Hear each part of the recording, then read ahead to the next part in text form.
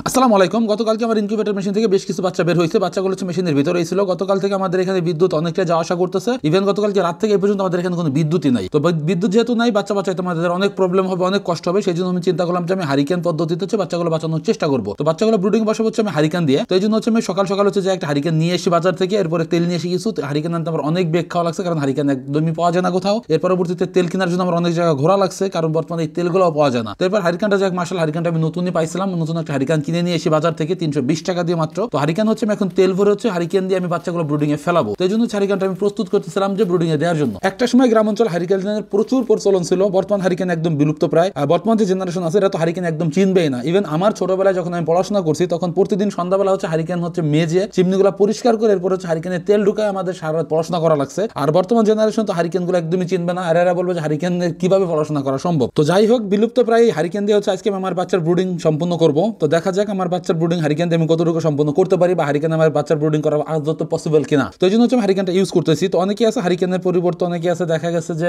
কাঠ করে ইউজ করে, যেমন দেখা গেছে জেলের ভিতরে কাঠ ঢুকাই আগুন দিয়ে এরপরে হচ্ছে অনেকে ব্রুডিং করে। তো সেই বিষয়টা হচ্ছে অনেকটা ধোয়া ঠোয়া হয়, এই জন্য আমি ওই বিষয়টা একদমই করবো না। তো ওই জিনিসগুলো না করার জন্য হচ্ছে আমি হারিকেনটা চেষ্টা করলাম যে আমি হারিকেনটা বাচ্চা ব্রুডিং করার চেষ্টা করি। যেহেতু বর্তমান দেশের বিভিন্ন অঞ্চলে দেখা যায়, যে ভিডিওতে দেখা যায়, বিভিন্ন নিউজে দেখা যায় যে হারিকেন পদ্ধতিতে হচ্ছে তুষ দিয়ে হারিকেন পদ্ধতিতে হচ্ছে বাচ্চা অনেকেই বাচ্চা বের করতেছে ইনকিউবেটর বাদে। তো এই জন্য আমি চিন্তা করলাম যেহেতু 37-38 ডিগ্রি তাপমাত্রা হচ্ছে হারিকেন দিয়ে উঠানো সম্ভব, সেই জন্য হচ্ছে বাচ্চার ব্রুডিং আমাদের করা সম্ভব। কারণ বাচ্চার ব্রুডিং এর ক্ষেত্রে আমাদের অনলি 34 থেকে 35 ডিগ্রি তাপমাত্রা হলে আমাদের বাচ্চা ব্রুডিং করা পসিবল। তো হারিকেনটা একবার কমপ্লিট করে হচ্ছে আমি বাচ্চাগুলো এক এক করে ব্রুডিং এ দিয়ে দিচ্ছিলাম। আপনারা আমার হচ্ছে এই বক্সটা দেখে বলতে পারেন যে ভাই বাচ্চার ব্রুডিং এর জন্য এই বক্স ইউজ করতেছেন কেন? তো যেহেতু প্রচুর পরিমাণে শীত, অনেক ঠান্ডা, এই জন্য হচ্ছে আমি এই বক্সের মধ্যেই হচ্ছে বাচ্চাগুলো আমি ঢুকাই দিতেছি, কারণ বাইরে প্রচুর শীত এবং বাচ্চা যদি আমি ব্রুডিং এ দিই, এছাড়া হচ্ছে ব্রুডিং আমি দেওয়াটা আমার পক্ষে পসিবল না, কারণ আমি যে জায়গায় ব্রুডিং এ দিব সেখানে অলরেডি আমার বাচ্চা দেওয়া আছে ব্রুডিং এ। এই জন্য হচ্ছে আমি বক্সটা বের করে নিয়ে বক্সটা হচ্ছে পরিষ্কার করে এর ভিতরে বাচ্চা ব্রুডিং দ্বারা আমি চিন্তা ভাবনা করি যে এর মধ্যে বাচ্চাগুলো ব্রুডিং করবো। এরপর হারিকেনটা হচ্ছে মাঝখানে আমি দিয়ে দিই, এরপর বাচ্চাগুলো হচ্ছে এক এক করে এখানে ছেড়ে দিতেছিলাম। আর মোটামুটি হারিকেন দেখা যাচ্ছে অনেকটাই তাপমাত্রা এখানে আসতেছে, মানে মোটামুটি ভালো তাপমাত্রা হচ্ছে এখানে। উপর থেকে ঢেকে দিলে হয়তো তাপমাত্রা অনেকটাই বাড়বে এখানে, যেহেতু হারিকেন ভিতরে দেওয়া আছে, উপরটা অনেকটা খোলা আছে, তাপমাত্রা ভিতরে অনেকটাই কম হওয়াটাই পসিবল। এই জন্য হচ্ছে আমরা উপর থেকে ঢেকে দিব যে বিষয়টা।